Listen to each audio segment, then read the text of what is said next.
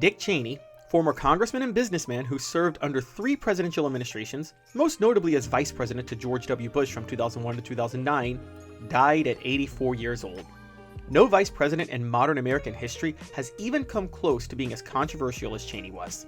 Sure, working under Bush, he was part of a wildly unpopular administration, but there were lots of presidents who finished their term wildly unpopular, and most of the time, we think of them, not the VP. Quick, without Googling it, can any of you name the VP for Herbert Hoover within 5 seconds?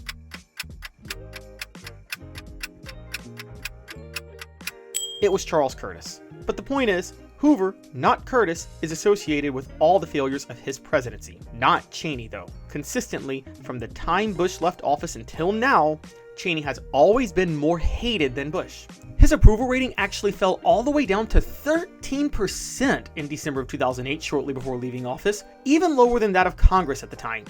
Do you know how hard it is for one individual to be more unpopular than Congress? It's unheard of. Why was he so uniquely despised? Okay, so he did shoot a guy in the face, following in the footsteps of Aaron Burr, who shot and killed Alexander Hamilton while he was VP. But Cheney's shooting was at least accidental, and he didn't kill anybody. Corruption may be a reason he's hated, but that's also not a first for VPs. Spiro Agnew, anybody? Is the universal disdain for Cheney fair? Or, like the man he shot, did he just take a lot of bullets for collective decisions made by so many other people? Welcome into the History Buffs Hub. In this video, we're going to take a look at whether or not Dick Cheney is the most controversial VP in American history and whether or not he deserves that title. This will be a deep dive into his legacy. Before we get started, please hit that like and subscribe button down below, and also ring the bell and turn on your notifications. Leave a comment too. Give your opinions. History Buffs Hub wants to cover anything history related, from politics to sports to pop culture, but we can't do it without your help. For just some quick background info, Richard Bruce Cheney was born in 1941 in Lincoln, Nebraska, and the family moved to Casper, Wyoming while he was still in school. Although he attended Yale, he dropped out and completed his degree at the University of Wyoming in political science. While in college, he married his high school sweetheart, Lynn, and in 1966, they had their first child, Elizabeth, or Liz. Cheney then pursued a PhD at Wisconsin, only to drop out to work for Wisconsin Republican Governor Warren Knowles, and after being awarded an American Political Science Association Congressional Fellowship to work as an intern for Republican Congressman William A. Steiger of Wisconsin's 6th Congressional District, the Cheneys went to Washington. While there in 1969, they gave birth to their second daughter, Mary, and Cheney moved over to the executive branch to work under Donald Rumsfeld, who was his mentor and held various roles within the Richard Nixon administration. As Rumsfeld rose up, so did Cheney, and Cheney eventually became White House Chief of Staff under Gerald Ford when Rumsfeld became Secretary of Defense. Cheney then spent a 10-year career in the House of Representatives representing Wyoming's at-large district, eventually becoming House Minority Whip before serving as George H.W. Bush's Secretary of Defense. 2 years after Bush left office, he became the CEO of Halliburton, a title he held until 2000 when he gave up the job to become VP to Bush's son, for which he is now most known. So again, why the hate? The truth is, Cheney's controversial legacy is due to a combination of factors, including his uniquely heavy influence over such an unpopular administration, his public persona, and his perceived corruption. While many VPs have fit that bill in different ways, none fit them all the way Cheney did. Does that make him the most controversial VP in history? Well, let's dive in for that answer. As already mentioned, Cheney isn't the first VP of a wildly unpopular administration, but he is the first to have the influence he did. Bush left office with his approval rating more underwater than any president on record who completed his term to that point. Cheney was perceived as being uniquely influential over Bush's decisions. Why is that the case? Well, it's due to his direct involvement in many of the most unpopular policy decisions of the administration, his extremely close ties to Congress, and his influence over several of Bush's appointments. On the policy front, Cheney was heavily involved in the Bush administration's approach to the war on terror after 9/11, the expansion of the executive branch's powers, and the administration's energy front. Specifically, Cheney is blamed for the Iraq War in 2003. He was the most outspoken Bush administration official in favor of going into Iraq, being the one who predicted the US would be greeted as liberators and that the invasion would happen relatively quickly. In fact, in addition to citing questionable intelligence reports to make the case that Iraq had weapons of mass destruction, Cheney actually went further and accused Saddam Hussein of being linked to al-Qaeda, even though the two were sworn enemies. There is no doubt that Saddam Hussein now has weapons of mass destruction. There is no doubt that he is amassing them to use against our friends against our allies, and against us. The WMD's lie was based on CIA evidence, but then CIA Director George Tenet would later write a book in 2007 where he accused Cheney of specifically misrepresenting that intelligence. That same year, Scott McClellan, Bush's press secretary from 2003 to 2006, accused Cheney of misleading the cabinet about the threat Iraq caused in his own book. Simply put, Cheney is blamed by multiple people for being the biggest supporter of the worst foreign policy decision the United States has made in the last 50 years, and for publicly pushing the two big lies that were used as a pretext for it. Iraq was just part of Cheney's decision-making in the War on Terror, though. Cheney created his own national security team independent of the Bush administration. He was also a huge part of the administration's torture programs, which they reworded to enhance interrogation techniques, even chairing key meetings where the CIA would develop the legal justification for such programs. Condoleezza Rice would later write in her own book that she and Cheney had big fights over Cheney's aggressive support for torture, and she always lost that battle. As far as expanding presidential powers, Cheney crafted the legal theories to support warrantless wiretapping, the ability to hold enemy combatants in places like Guantanamo Bay indefinitely without a trial, and even the use of signing statements, in which Bush would sign a bill into law but declare parts of it unconstitutional, thereby refusing to enforce those parts of the law. Domestic policy was another part of Cheney's influence. He was directly involved in the Bush administration's energy policy, using his influence in 2001 to push Bush to break a campaign pledge and reject the Kyoto Treaty, which was a global agreement to reduce the amount of CO2 emissions. He was the one responsible for the administration's claim that CO2 was not a pollutant. Again, Cheney had his own task force for this, independent of Bush, known as the Cheney Energy Task Force, and they were heavily involved in the Energy Policy Act of 2005, which was signed by Bush and was a compromise in Congress between the two parties that deregulated the oil companies, but also provided tax incentives for investment in renewable energy. The act was one of many Bush legislative successes, and it's another area of evidence of Cheney's influence, his deep connections to Congress. Due to his experience in the House, Cheney was equipped to be unusually involved in the day-to-day operations of Congress as VP.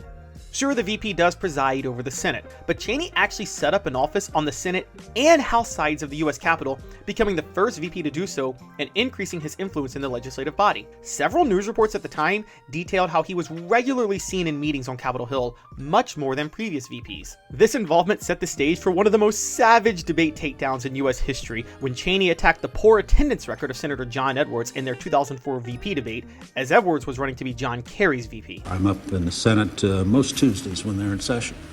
The first time I ever met you was when you walked on the stage tonight. By asserting his influence, he was able to get Congress to officially declare the War on Terror, the Homeland Security Act, the Patriot Act, and the Iraq War Resolution with broad bipartisan support, including from several Democrats like Joe Biden, Chuck Schumer, and Hillary Clinton. Cheney's role in Bush appointments was most obvious. The guy was in charge of leading the search committee for Bush's VP in 2000, only to eventually name himself. Given his history as a White House staffer and cabinet member, he knew the inner workings of the executive branch as well as he did Congress. Two key Bush appointees were directly tied to Cheney. Bush named Donald Rumsfeld to his old position as Secretary of Defense, even though Rumsfeld had been out of public life for over 20 years to that point, and he named Colin Powell, chairman of the Joint Chiefs of Staff while Cheney was Secretary of Defense, to be his Secretary of State. Powell resigned after Bush's first term, and Cheney later implied he was the one responsible for having Powell removed from the cabinet. Cheney was even involved in Bush's Supreme Court appointments of John Roberts and Samuel Alito, as he was the one who led the vetting committee for the nominees and held meetings in his own home to find out which potential justices would be most friendly to his administration's policies. This was crucial to Cheney's goals in the War on Terror, as he needed justices who would support his push for the administration's expansion of presidential powers. Influential VPs are nothing new. Joe Biden negotiated numerous budget deals for Barack Obama and actually used his track record in the Senate to secure Republican votes for some of Obama's key agenda items.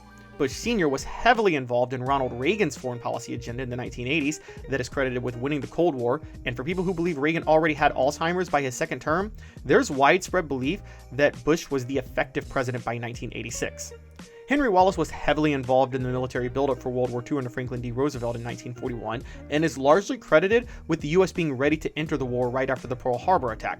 A big reason Nazi Germany's plans failed is because Hitler didn't realize the US military was strong enough to fight in Europe and on the Pacific front at the same time, and that's largely due to Wallace's work. Heck, even historically, John Adams was influential under George Washington, as they both helped define the roles of the executive branch. But none of those VPs, except for maybe Bush Sr., were seen as having remotely close to the level of influence Cheney had, and none of the administrations those VPs were a part of ended in as unpopular a fashion as the Bush administration. So they were never going to be as controversial. Cheney's involvement of Bush's most unpopular policy positions, his ties to Congress, and his influence over Bush appointees made it very clear to the public that he was in control, to the point that many people felt he was running the country and just bamboozled Bush into going along with his agenda. Ironically, the biggest reason for Bush's unpopularity as he left office, though, the 2008 financial crisis, is one of the few parts of his presidency not directly attributed to Cheney, as Bush himself was always a champion of the deregulatory policies that many blamed for the crash. His failed response to Hurricane Katrina also didn't fall on Cheney, as Cheney was the one who actually pushed for the removal of FEMA Director Michael Brown because of how that was handled. But on foreign policy, the courts, and energy, Cheney clearly ran the show. Beyond policy, Cheney did himself no favors because of his public persona. His constant attacks on future presidents after Bush left office, his actions in his personal life, and his notable falling out with Bush all served to further damage his credibility. After Barack Obama took over as president in 2009, Cheney went on a warpath against him for pulling out of Iraq. He did every interview possible and called every press conference he could defending the Iraq War and also the Bush administration's use of torture. In 2014, he claimed that there was an agreement in place that would have allowed the Iraqis to self-govern as long as they had US support, and that Obama's withdrawal destroyed that agreement, and he cited that for the rise of ISIS in the region. During that whole time, Bush stayed quiet, but Cheney never missed an opportunity to speak up.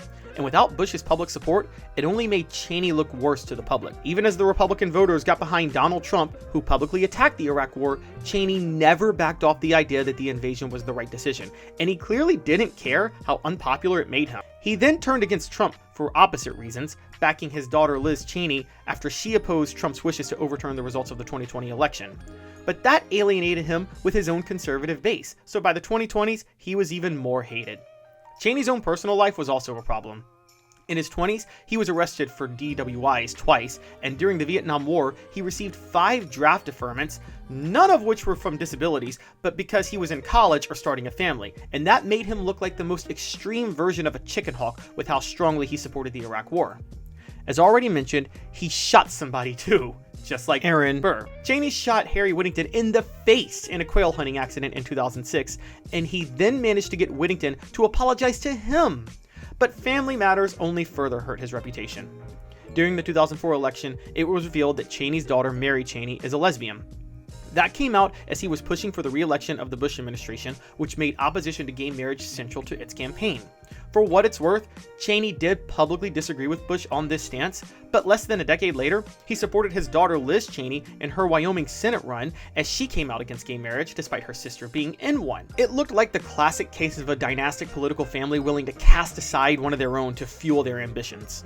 But Cheney's business relationships with the Bush administration really hurt him. Starting in Bush's second term and continuing into his post-presidency, Cheney and the president began to have a huge falling out. After the 2006 midterms, Bush forced Rumsfeld to resign from office against Cheney's wishes. He then refused to pardon Scooter Libby, Cheney's chief of staff, who was convicted of perjury and obstruction of justice in the federal investigation into the illegal outing of CIA agent Valerie Plame, which deepened the rift. It didn't even matter that Bush commuted Libby's sentence. Cheney wanted a full pardon.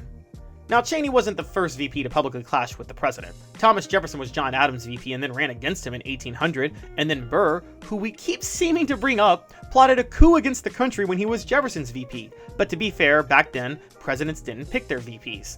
Other famous public clashes included George Clinton's anger at lack of involvement with the James Madison administration, John C. Calhoun feuding with both John Quincy Adams and Andrew Jackson, the latter of which led to a death wish the two had for each other despite being close political allies beforehand all over the nullification crisis, and John Nance Garner and Henry Wallace both clashing with Franklin D. Roosevelt, one for being too conservative and the other for being too liberal.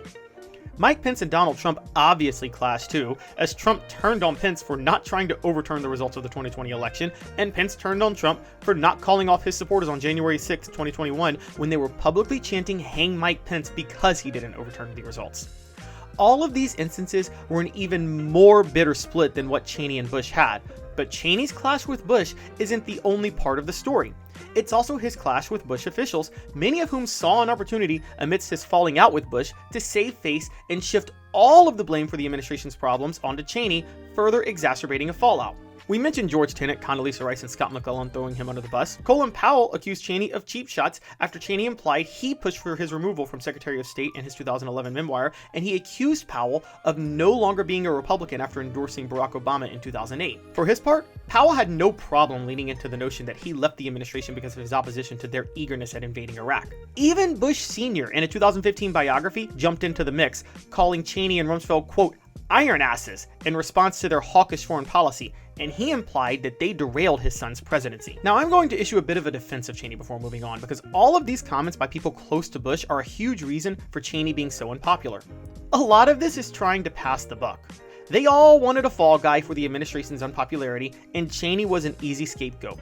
That is what's helped rehabilitate Bush Jr.'s image as just a nice guy who was led astray by the evil doings of Cheney. But that's not an acceptable narrative.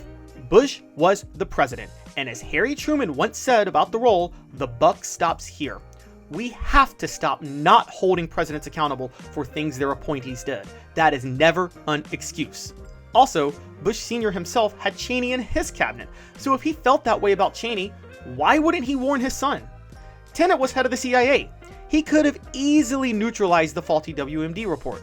And the narrative surrounding Powell opposing the war was already ridiculous because Powell gave a speech to the UN in 2003 claiming Iraq attempted to acquire yellowcake uranium from Niger, knowing that was a lie. And he then held up a fake vial of anthrax to quote-unquote prove it. Powell and Tenet were very happy to pass all the blame for the lies surrounding Iraq onto Cheney, but they didn't have to go along with any of the invasion. These are all grown men who made their own decisions and told their own lies, so they have personal responsibility for what they helped authorize. At least Cheney, for whatever he was, stood 10 toes down on the Iraq War and willingly took all the public hits for it, and it severely damaged his legacy.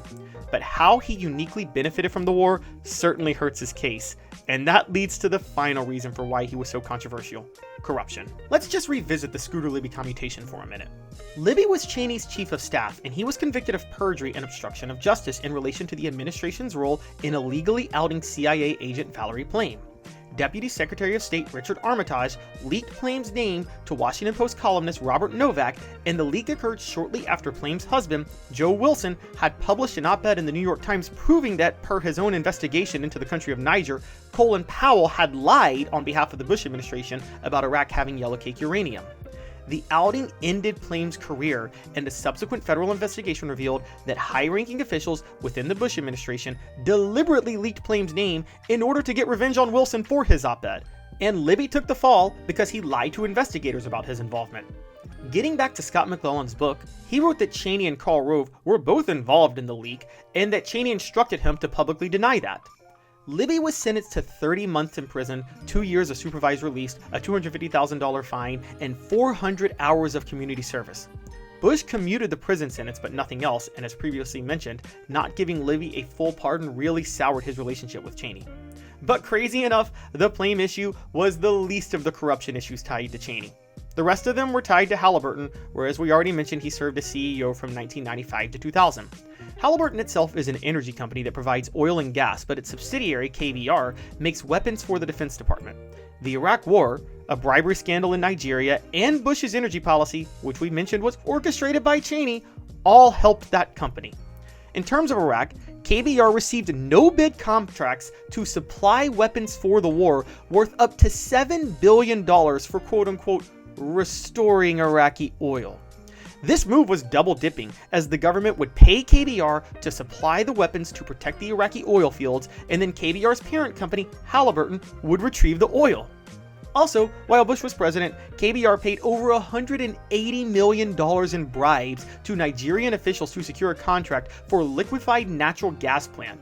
Those bribes started before Cheney was CEO of Halliburton, to be fair, but they continued while he was there and into his VP tenure through 2004.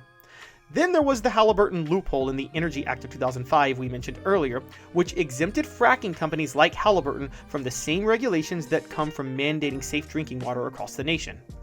Now, these issues largely came after Cheney was CEO of Halliburton, to be fair, but even after stepping down, Cheney had a final set of 300,000 stock options in Halliburton that were set to expire in, wait for it, 2009, just as the Bush administration was set to end. Simply put, for many, The corruption was in plain sight. Sure, there have been other corrupt VPs, most notably Spiro Agnew, Richard Nixon's VP, who was forced to step down due to a bribery and extortion scandal because he demanded kickbacks for lucrative contracts to engineering and architecture firms while he was governor of Maryland. But that was about issuing contracts for infrastructure, not contracts for a war that killed 4,000 Americans, not to mention 500,000 Iraqi civilians, while destabilizing the entire Middle East. So does this mean Cheney is the most controversial VP in American history? I'd say historically, there are 3 others who could compete with him. Aaron Burr is obvious for shooting Alexander Hamilton and then trying to launch a coup against the country, which he was eventually arrested for after leaving office. But he didn't influence disastrous policy decisions. Agnew's corruption can't be ignored, and he ended up being tied to a very unpopular administration in Richard Nixon, but again, he didn't profit off of disastrous policy decisions. His influence over Nixon is also questionable, and he didn't have the same negative public persona as Cheney. Then there's John C. Calhoun. He served under 2 separate presidents who were on opposite sides of the political spectrum and had major falling outs with both of them, and his stance on the nullification crisis, where he supported his home state of South Carolina's claim that it had the right to ignore a federal law passed on tariffs because they deemed it unconstitutional, created a major constitutional crisis and led to a huge fight with President Andrew Jackson, who stood on the principle that federal law trumps state law, even though he himself opposed how high the tariffs were. That bitter public falling out led to Jackson removing Calhoun from his ticket, and the two hated each other bitterly until the end of their lives. Calhoun had no political home after that either, as there was no way he could fit in with the rising Whig Party that was opposed to Jacksonian Democrats, given how insanely racist and pro-slavery Calhoun was, even for that time. However, Calhoun didn't personally profit off of any of his actions as VP, and he clearly didn't have the influence Cheney did. He was just universally hated like Cheney was. In fact, no political home is another similarity between Cheney and Calhoun.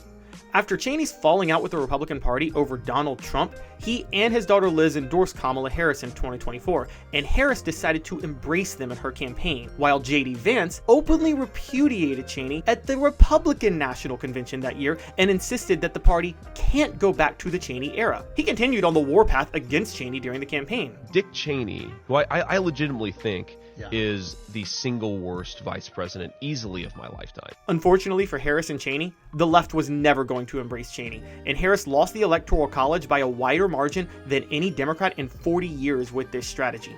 Campaigning with Cheney didn't add any votes to her campaign. It just cost her, with anti-war leftists already concerned about the Biden administration's perceived interventionist foreign policy and independents who have despised Cheney ever since he left office. As a matter of fact, the Council on American Islamic Relations specifically cited Harris's embrace of the Cheneys as one of the 2 primary reasons she was the first Democrat in over 2 decades to lose the Muslim vote, the other being Israel's war in Gaza, and that directly cost her Michigan. Simply put, the universal disdain for Cheney made his endorsement more of a liability than a benefit for Harris. When you break it all down, Cheney really is the most controversial VP ever. His clear influence over such an unpopular administration, his public persona, and his perceived corruption that nobody can really deny all make it clear why he was the most despised VP of the modern era. Bush, of course, has insisted ever since leaving office that history will vindicate him, and if it does, it will vindicate Cheney. But as of right now, Cheney is seen as a guy who manipulated a president into a bunch of bad policies that he got a sweet payday off of. Thanks for hopping into the History Buffs Hub to watch this video. What would you say is Dick Cheney's legacy? Please tell us in the comments, and once again, don't forget to hit that like and subscribe button for more history videos in the future.